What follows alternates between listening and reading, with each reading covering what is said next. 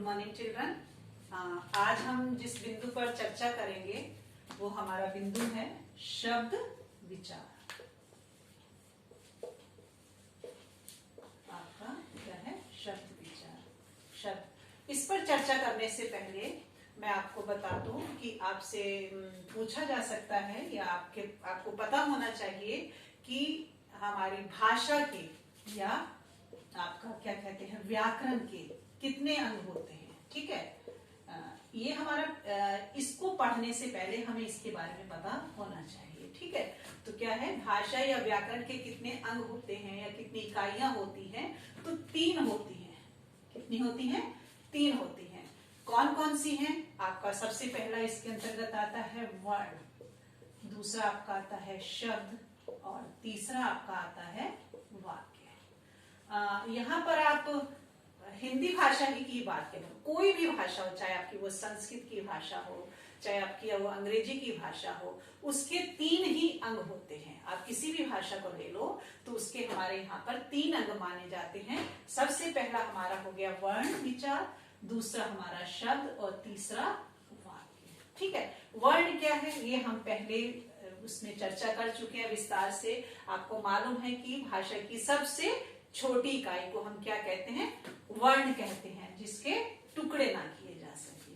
ठीक है, और इन्हीं वर्णों का जब हम सार्थक मेल करते हैं तो क्या बनता है? हमारा शब्द बनता है। आपको मालूम होना चाहिए कि मैंने यहाँ पर, आप ध्यान देना, मैंने एक शब्द यहाँ पर बोला है सार्थक। सार्थक का मतलब क्या होता है? आपका स प्लस अर्थ आपका और प्लस का, यानी कि सा मतलब होता है साथ में, यानी कि अर्थ के साथ में। यानी कि जिन वर्णों को हम जोड़कर बनाते हैं, जो हमारा एक शब्द बनता है, नया स्वरूप बनता है, वो कैसा होना चाहिए? उसका कोई अर्थ होना चाहिए, तो तभी तो हम इसको सार्थक कहते हैं। उसका क्या होना चाहिए? कोई अर्थ होना चाहिए, वो हमारा शब्द कहलाता है। उसी प्रकार शब्दों का जब हम सार्थक मेल करते हैं तो हमारे क्या बनते हैं? वाक्य बनते हैं। ठीक है, अब आपको यहाँ पर मालूम है, आज हमने अब जिस पर चर्चा करनी है शब्द विचार पे चर्चा करनी है। ठीक है, अब आपको यहाँ तक तो क्लियर है कि हमारा वाक्य किससे बनते हैं? शब्दों से बनते हैं, और शब्द हमारे किससे बनते हैं? वर्णों से बनते हैं। यहाँ तक क्लियर है? तो देखिए, अब यहाँ पर आपके 2 प्रश्न बन गए हैं। सबसे पहला प्रश्न क्या बना है आपका कि व्याकरण के कितने अंग होते हैं? तो व्याकरण के हमारे 3 अंग होते हैं। कौन कौन से? हमने उस पर चर्चा कर ली, वर्ण, शब्द और वाक्य।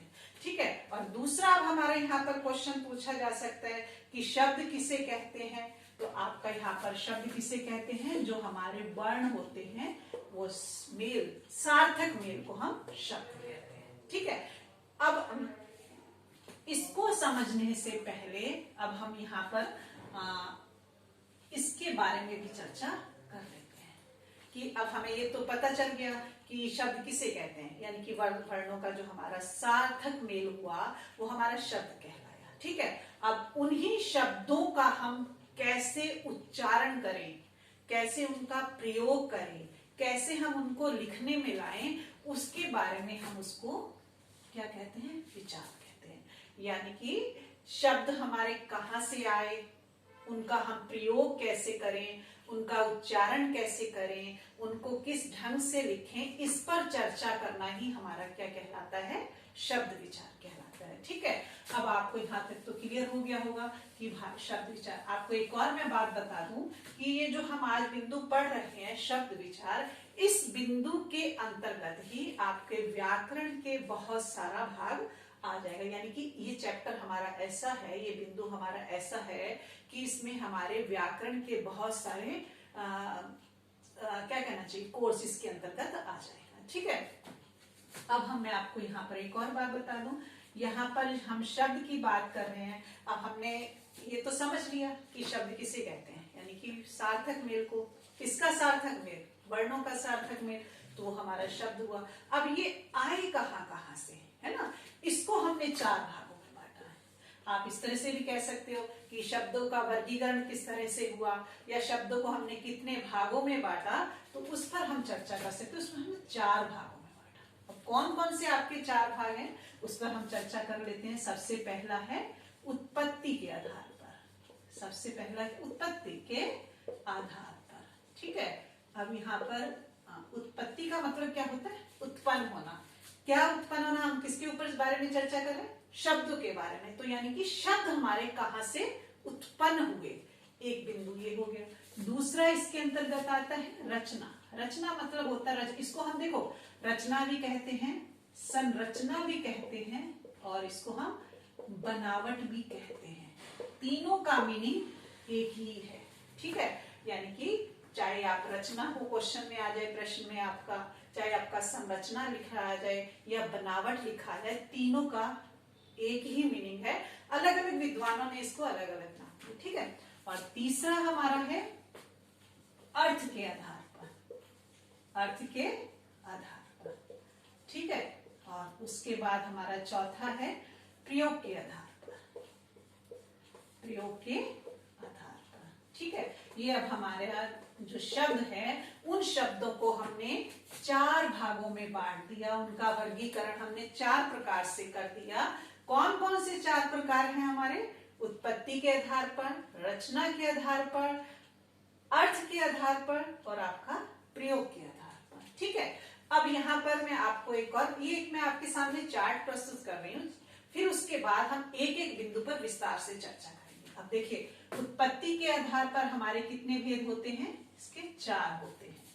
कौन कौन से होते हैं? आपने छोटी कक्षा में ये पढ़ा भी होगा, तत्सम, तद्भव, ठीक है, और आपका देशज, ठीक है, और 4th वन है विदेशी। ठीक है, ये हमने इसके बारे में उससे पहली वाली कक्षा में हमने पढ़ा हुआ है। ठीक है, आपका तत्सम, तद्भव, देशज और विदेशी, यानी कि उत्पत्ति, जो शब्दों की उत्पत्ति हुई वो 4 प्रकार से हुई। कौन कौन से 4 प्रकार हो गए? तत्सम, तद्भव, देशज और विदेशी। अब यहाँ पर आपका प्रश्न भी बन सकता है कि उत्पत्ति के आधार पर शब्दों का वर्गीकरण कितने भागों में हुआ है? तो यानी कि 4 भाग हुए। और कौन कौन से हुए ये आपके सामने हैं, तत्सम, तद्भव, देशज और विदेशी। अब रचना के आधार पर इसको हमने 3 भागों में बांटा है। कौन कौन से 3 भाग हैं? रूढ़, यौगिक और आपका योग रूढ़। ठीक है, यहाँ पर रचना के आधार पर भी हमारे शब्दों का 3 भागों में विभाजन हो रखा है। उसके बाद है हमारा अर्थ के आधार पर। अर्थ के आधार पर भी हमारे यहाँ पर 2 प्रकार से है। कौन कौन से हैं 2? सार्थक और निरर्थक।